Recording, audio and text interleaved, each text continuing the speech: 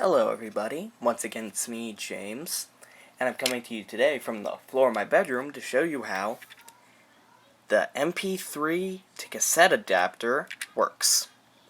I remember seeing a tweet a while back about how these suckers always kind of seemed like magic, and truth be told I couldn't figure out for the life of me how they worked until I looked it up myself, and I think it's a pretty neat little mechanism. So I'm going to show you how these work today. But first, I should probably talk about how cassette tapes work normally. This right here is a pretty standard cassette tape. As you can see, it has a plastic body, 4 screws holding the clamshell design together, and 2 reels which hold the tape. And of course, there's the tape itself. How does the tape work? Well, in cassettes, a plastic tape is coated with a fine layer of iron oxide particles. Particles too small for you or me or anyone to see directly. And those are used to record the audio and to play it back at a later date. And I'm going to show you a bit of how that's done on my handy dandy whiteboard. First, let's talk about how tapes are recorded. Now, this diagram doesn't make a lot of sense in and of its own, but take a look right over here. Now, it's a little bit dark, but I've zoomed in on a little metal piece, inside the cassette deck. That is the writing and recording head, and also the playback head as well, and I'm going to go over a bit how that works. There's also something that looks a lot like a recording head in the cassette tape adapter, and I'll talk to you about why that is a little bit later. Imagine, if you will, that this flat black line is the tape for the cassette, and that this sort of D shape represents an iron core inside the playback head in the cassette, and that this wire is wrapped around it and connects to the sound beg pardon, the sound inputs and outputs for the tape head. So what happens when we record? Well, I'm not left-handed, so this might be a problem. As you record, the tape moves through the cassette. That much you already knew.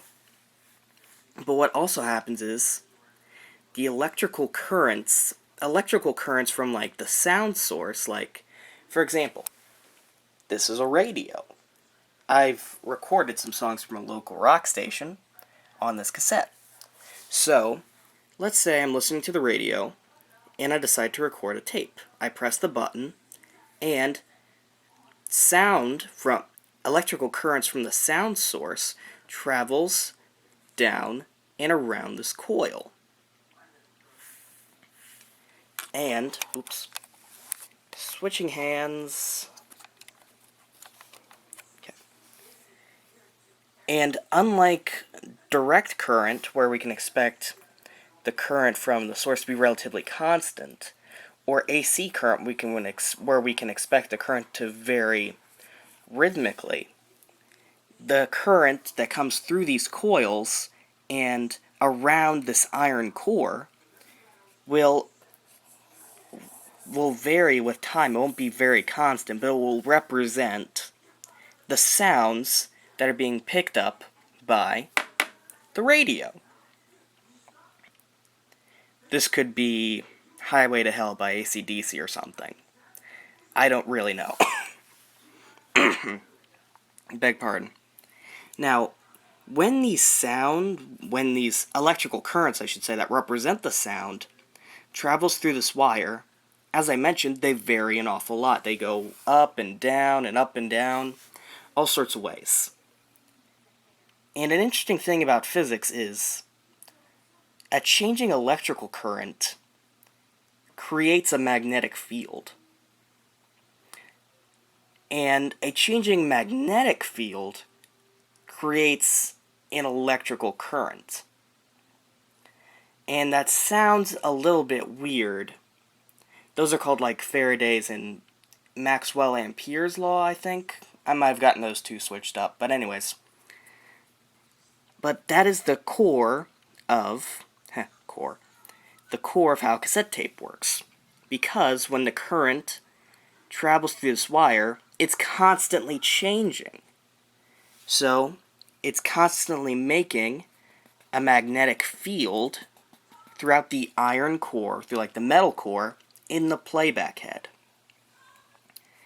And what those magnetic waves in the head do is they interact with the iron particles, the iron oxide particles, in the tape and magnetize them. And what essentially that does is it magnetizes them in a way that sort of matches the sound. For example, let's say that this was the electrical current that I picked up from like my radio. So it would pass through these coils and create magnetic fields, magnetic flux in this playback head. And it would just be moving around in the playback head. It would magnetize the tape as it was pulled along. For example, like maybe like a little bit of the tape would be magnetized this way for this small little bump above the line. And then maybe this little large bump or slightly larger bump downwards would be a slightly larger amount of like the tape magnetized in a different direction. And with more magnetic force, or like more highly magnetized. And then like something that's like this, where it's like a really big jump, would be really strongly magnetized in one particular way, while another big dip would be strongly magnetized in another particular way. And essentially, what you have is, while it doesn't look that way, those little patches of magnetized iron are just a representation of the original sound.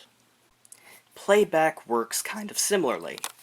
If we imagine that this is like a tape that's been magnetized in this particular way, this probably just as like an example, then as the magnetic fields change in like magnitude and direction, then this iron core right here will have a changing magnetic field in it, just like all around. And when that changing magnetic field passes through this coil of wire, it will create a changing electrical current in the wires. And then that electrical current can go up to like an amplifier, and then that will like make the current in the signal a lot bigger so it can actually be played on the speakers. So like, let's do a little flowchart. First we have a sound, right? My handwriting's never been good, I'm afraid. I'm terribly sorry. The sound goes out over the radio as radio waves. Now my radio picks up the sound, and when I press the record button, there it is, that little red dot. When I press the record button on my radio, then the signals from the sound that return to the radio go from electricity in this little playback head to magnetic waves and magnetic tape. So the little iron particles on the tape are magnetized in a way that matches the original sound. And then, if we want to turn it back, then we take these magnetic waves and the magnetic tape, and as we move the tape, the magnetism changes, which creates an electrical current, which goes back into the sound. And that's roughly just how cassette tapes work in general. Pretty neat if you ask me, all things considered. Okay, so now that we know how cassette tapes work, how does a cassette adapter work? Well, remember how I said that this little thing right here is kind of like the tape head in there, well, it's true, it's basically identical.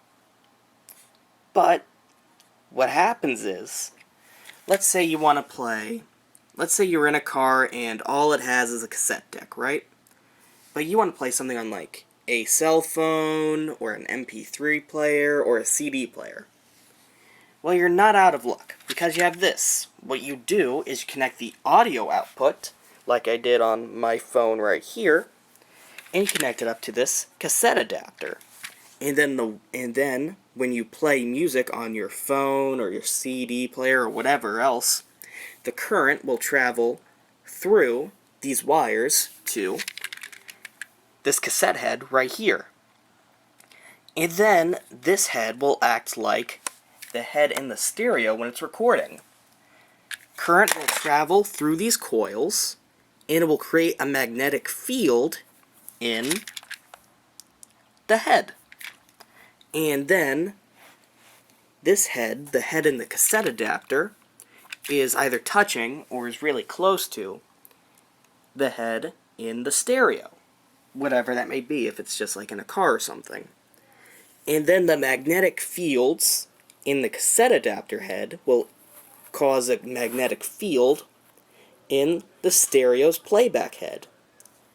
And as we mentioned before, magnetic fields in this head will create currents, which will then be amplified and piped out to a speaker. And that's basically how one of these works.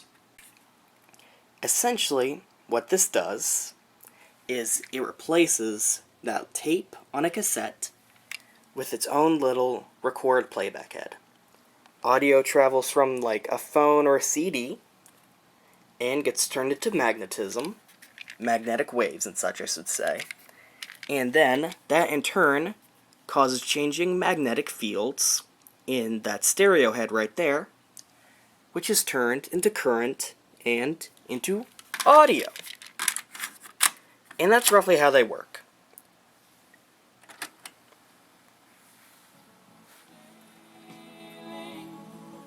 As always, I'm James Wash, and thank you for watching.